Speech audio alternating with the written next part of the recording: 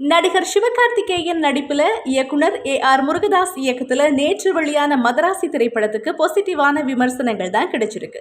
குறிப்பா இயக்குனர் AR முருகதாஸ் திரும்பவும் ஒரு வெற்றி படத்தை கொடுத்திருக்காரு, களத்துல இறங்கிட்டாரு. இப்படியான தகவல்கள் சினிமா வட்டாரத்துல உலா வந்துட்டு இருக்கு. இந்த படத்துல வித்யுத் ஜமால், பிஜு மேனன், ருக்மணி வசந்த், விக்ராந்த் இப்படியானவங்க முக்கியமான கதாபாத்திரங்கள்ல நடிச்சிருக்காங்க. படத்துக்கு இசை வழங்கி இருக்கிறாரு அனிருத். சரி, ஷூட்டிங் அப்போ நடந்த ஒரு சுவாரஸ்யமான சம்பவம் பற்றி இயக்குனர் AR முருகதாஸ் படத்தோட ஆடியோ லான்ச்ல பகிர்ந்திருக்காரு. அது என்னன்னு நம்ம பார்க்கலாம். கடந்த 2-3 மாதங்களுக்கு முன்னாடி இலங்கையில கடுமையா மழை பெஞ்சது. சில இடங்கள்ல வெள்ளப்பெருக்கும் ஏற்பட்டுச்சு. அதே நேரம் பலமான காற்று வீசினதால கொழும்புல மரங்கள் முறிஞ்சு விழுறது, மின்சார தடை இப்படியான சம்பவங்கள் கூட நடந்துச்சு. இப்படி மழை பெய்துட்டு இருந்த போதான் மதராசி படத்தோட துறைமுகங்கள் தொடர்பான காட்சிகள் கொழும்பு துறைமுகத்துல படமாக்கப்பட்டிருக்கு.